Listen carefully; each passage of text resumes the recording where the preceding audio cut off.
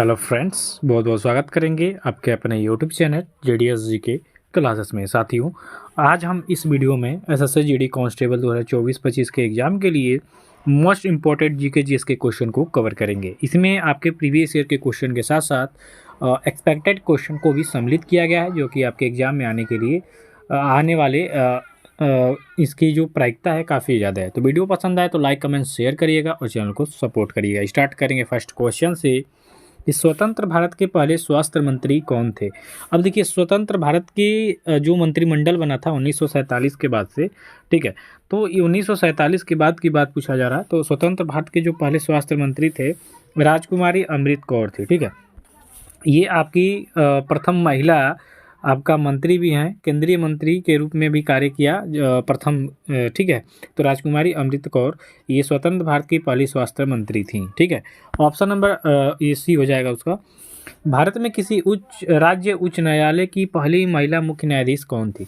तो राज्य उच्च न्यायालय की यहाँ पे बात की जा रही है, राज्य उच्च न्यायालय, ठीक है। राज्य उच्च न्यायालय, सर्वोच्च न्यायालय की बात नहीं हो रही, यहाँ पे ध्यान देंगे। तो इसकी जो मुख्य महिला न्यायाधीश थी वो आपकी लीला सेठ थी। यहाँ पे आपका बी ऑप्शन करेक्ट हो जाएगा कि भारत में किसी राज्य उच्च न्यायालय की पहली महिला मुख्य न्यायाधीश आपकी लीला सेठ थी। तो बी ऑप्शन हो जाएगा यहाँ पे। नेक्स्ट क्वेश्चन में है कि भारत की सबसे पुरानी तेल रिफाइनरी कहाँ पर स्थित है। तो भारत की सबसे पुरानी तेल रिफाइनरी की अगर जो हम बात करेंगे तो सबसे पुरानी तेल रिफाइनरी हो जाएगी आपका डिगबोई, असम में ये स्थित है डिगबोई।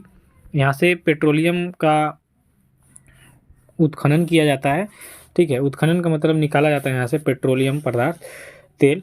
तो तेल रिफाइनरी यहाँ पे स्थित है डिगबोई में, ऑप्शन नंबर ए हो जाएगा। नेक्स्ट है, भारत के किस शहर में पहली फार्मूला 1 रेस का आयोजन किया गया था।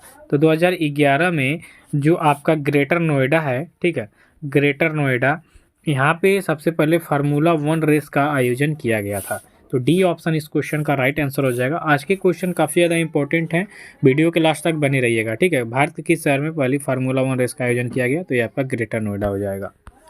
नेक्स्ट हो जाएगा इसमें, अंग्रेजी चैनल को तैरकर पार करने वाली प्रथम भारतीय महिला कौन है, ये आपको बताना है। तो अंग्रेजी चैनल को तैर के पार करने वाली जो भारत की प्रथम महिला है ये है आपकी आरती साहा जी। कौन है? आरती साहा। ऑप्शन नंबर यहाँ पे आपका सी राइट आंसर हो जाएगा कि अंग्रेजी चैनल को तैर के पार करने वाली प्रथम महिला है आरती साहा, ठीक है। साथियों, आप हमारे साथ अगर जो टेलीग्राम के माध्यम से जुड़ना चाहते हैं तो GDS जी के क्लासेस के नाम से सर्च करिएगा, वहाँ पे टेलीग्राम चैनल आपको मिल जाएगा। और हमारे इंस्टाग्राम ID से मिलना चाहते हैं तो ऐसे GDS जी के क्लासेस सर्च करेंगे तो हमारे साथ जुड़ सकते हैं, ठीक है।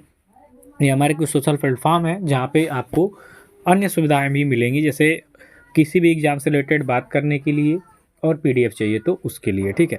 इसके बाद एक आवश्यक सूचना ये रहेगी आपके लिए कि अगर जो हाँ, आपके लिए स्पोर्ट जीके के लिए अगर जो आपको क्लास चाहिए तो कमेंट करिएगा। टॉप 50 स्पोर्ट्स से संबंधित क्वेश्चन दिए जाएंगे आपको, अगर जो आपको चाहिए तो इसके लिए कमेंट करना पड़ेगा, ठीक है। चलिए नेक्स्ट क्वेश्चन की तरफ चलेंगे कि किस वर्ष स्वतंत्र भारत ने अपना पहला ओलंपिक स्वर्ण पदक जीता था। तो ओलंपिक स्वर्ण पदक की बात करेंगे तो 1948 में जो भारत की हॉकी टीम है इसने क्या किया था, स्वर्ण पदक जीता था स्वतंत्रता के बाद। तो ऑप्शन नंबर यहाँ पे आपका बी हो जाएगा। इसके बाद है डर्बी ट्रॉफी निम्न में से किस खेल से संबंधित है। तो डर्बी ट्रॉफी की बात करेंगे तो ये आपके घुड़दौड़ खेल से संबंधित है। ऑप्शन नंबर ए इस क्वेश्चन का राइट आंसर हो जाएगा कि डर्बी ट्रॉफी निम्न में से जो घुड़दौड़ है इससे संबंधित है। इसके बाद है निम्नलिखित में से किस खेल के साथ टम्बल टर्न, ठीक है, टम्बल टर्न जुड़ा हुआ है। तो टम्बल टर्न आपके तैरना है इससे जुड़ा हुआ है। तो ऑप्शन नंबर यहाँ पे आपका बी हो जाएगा, तैरना, ठीक है। तैरना जो खेल है इसे टम्बल टर्न जुड़ा हुआ है। नेक्स्ट है आर प्रज्ञानंद का संबंध किस खेल से हो जाएगा।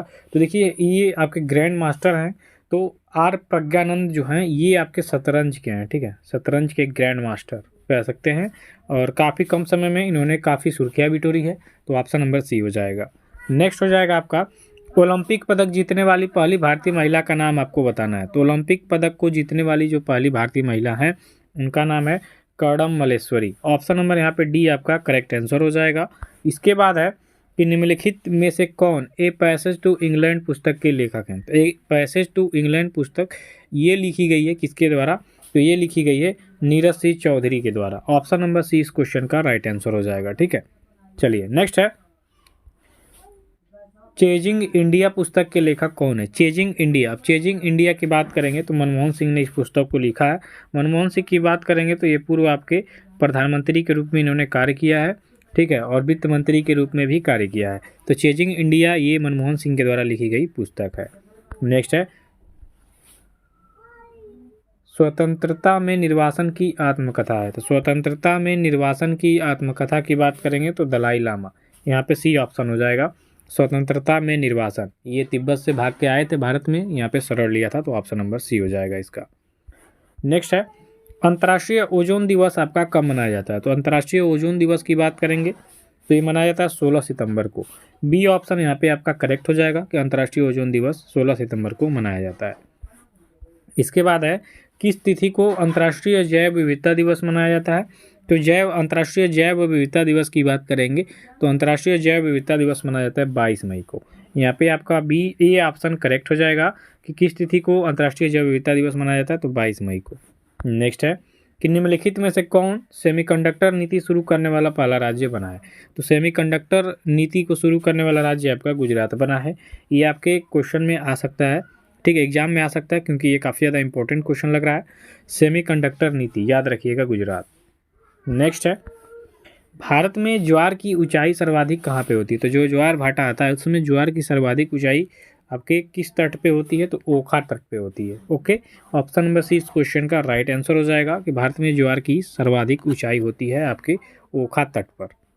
नेक्स्ट है, नाइजीरिया के मूल निवासी क्या कहलाते हैं? तो जो नाइजीरिया देश है दक्षिण अफ्रीका का महाद्वीप का, तो नाइजीरिया के जो मूल निवासी हैं उनको क्या कहा जाता है? उनको कहा जाता है हाउसा। क्या कहा जाता है? हाउसा। हाउसा आपके नाइजीरिया के क्या हैं? मूल निवासी हैं। तो ऑप्शन नंबर यहाँ पे बी हो जाएगा आपका। नेक्स्ट है, नगर निकायों का कार्यकाल कितना रखा गया? तो नगर निकायों का जो कार्यकाल है साथियों, ये रखा गया है 5 वर्ष। तो ऑप्शन नंबर यहाँ पे आपका एक करेक्ट आंसर हो जाएगा कि नगर निकायों का कार्यकाल होता है आपका 5 वर्ष। नेक्स्ट है, लोकपाल के पद की अवधि कितनी रखी गई है? तो लोकपाल जो है, लोकपाल के पद की अवधि, इनकी भी अवधि 5 वर्ष, या देखिए 2 तरीके का है, 5 वर्ष या 70 वर्ष। 70 वर्ष की आयु पूरी करनी है या आपको 5 वर्ष की आयु पूरी करनी है। अगर जो 5 वर्ष के लिए चुने गए हैं लेकिन 70 वर्ष की अवधि पार कर लिए हैं तो आप रिटायर हो जाएंगे। तो ये 5 वर्ष का मिनिमम माना जाता है। ठीक है, नेक्स्ट है, विश्व स्वास्थ्य संगठन का मुख्यालय आपको बताना ये कहाँ पे है साथी हूँ?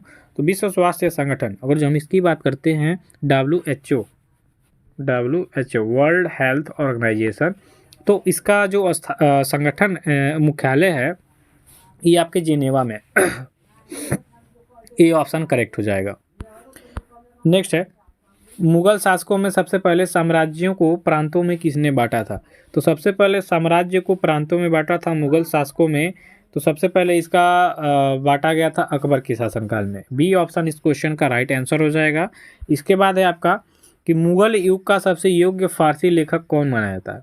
तो मुगल युग की बात करेंगे तो जो अबुल फजल था, अबुल फजल की बात करेंगे तो ये आपके अकबर के नवरत्नों में से एक थे अबुल फजल, और दीन-ए-इलाही धर्म के प्रमुख पुरोहित यही थे। तो ये सबसे योग्य माने जाते हैं मुगल युग का फारसी लेखक। ऑप्शन नंबर सी इस क्वेश्चन का राइट आंसर हो जाएगा। इसके बाद है, बाबर ने अपनी आत्मकथा तुजुक-ए-बाबरी किस भाषा में लिखी है? अब याद रखिए, अगर जो कोई पूछता है कि बाबर जो तुजुक-ए-बाबरी है किसने लिखा था, तो बाबर ने इसे की आत्मकथा है, और किस भाषा में लिखा था? तो इसको लिखा था इसने तुर्की भाषा में। डी ऑप्शन यहाँ पे आपका बिल्कुल राइट आंसर हो जाएगा।